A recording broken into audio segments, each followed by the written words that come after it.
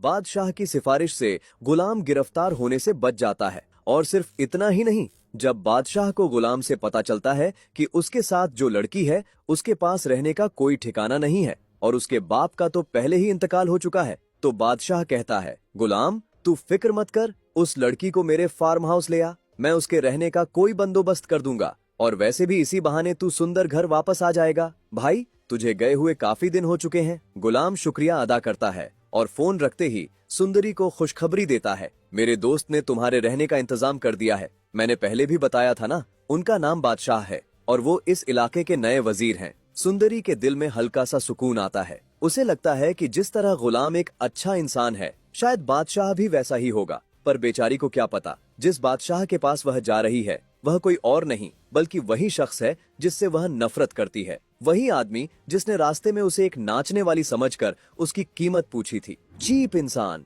इधर गुलाम को भी अजीब सा एहसास होने लगता है, शायद उसे सुंदरी से मोहब्बत हो गई है। अब वह चाहकर भी उससे दूर नहीं रह पा रहा। लेकिन दोस्तों, असली ट्विस्ट तब शुरू होता है जब गुलाम सुंदरी को लेकर बादशाह के फार्म हाउस पहुंचता है। गुलाम उसे समझाता है, बादशाह बहुत अच्छा इंसान है, वह तुम्हारी हेल्प जरूर करेगा, टेंशन लेने की बिल्कुल जरूरत नहीं है। जैसे ही गुलाम सुंदरी को बादशाह से मिलवाने ले जाता है, सुंदरी बादशाह का चेहरा देखते ही शॉक हो जाती है। बादशाह उसे नहीं पहचान पाता क्योंकि सुंदरी ने नकाब पहना होता है, लेकिन सुंदरी के पैरों तले जमीन खिसक जाती है। वह तुरंत अपना चेहरा छुपाकर वहां से निकलने की कोशिश करती है। गुलाम को लगता है शायद उसे घबराहट हो रही है या फ्रेश हवा चाहिए, पर उसे क्या पता, सुंदरी को बादशाह से खौफ आता है। वह उसकी शक्ल तक से नफरत करती है। अंदर गुलाम बादशाह को सब कुछ बताता है, कैसे उसे यह लड़की मिली, कैसे उसने उसके मरहूम बाप को दफनाया। गुलाम बस सुंदरी के बाप का नाम बताने ही वाला होता है, तभी उसे दादाजी की बात याद आ जाती है। खबरदार गुलाम,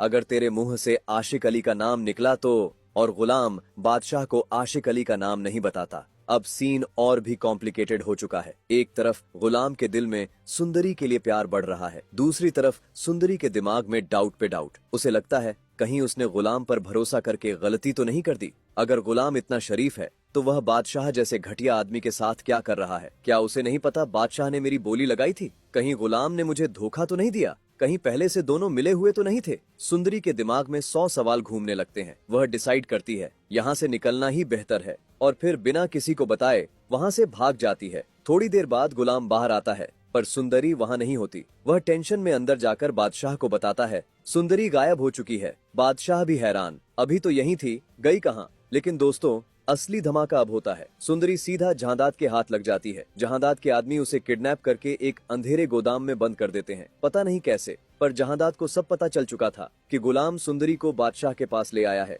और हो सकता है बादशाह उसे सुंदर घर वापस ले आए। इसलिए जहांदाद ने गेम खेल दिया और सुंदरी का किडनैप करवा दिया। अब दोस्तों, सवाल ये है, क्या बादशाह और गुलाम मिलकर सुंदरी को ढूंढ पाएंगे? सही सलामत मिलने के बाद क्या सुंदरी उन पर दोबारा भरोसा कर पाएगी? और आखिर कौन होगा जो सुंदरी को अपना बना पाएगा, बादशाह या गुलाम? दोस्तों, ये सिर्फ हमारी प्रेडिक्शन है, गलत भी हो सकती है, पर आपको क्या लगता है, क्या सच में ऐसा होगा? कमेंट करके जरूर बताएं और वीडियो पसंद आए तो लाइक करें और चैनल को सब्सक्राइब करना ना भूलें।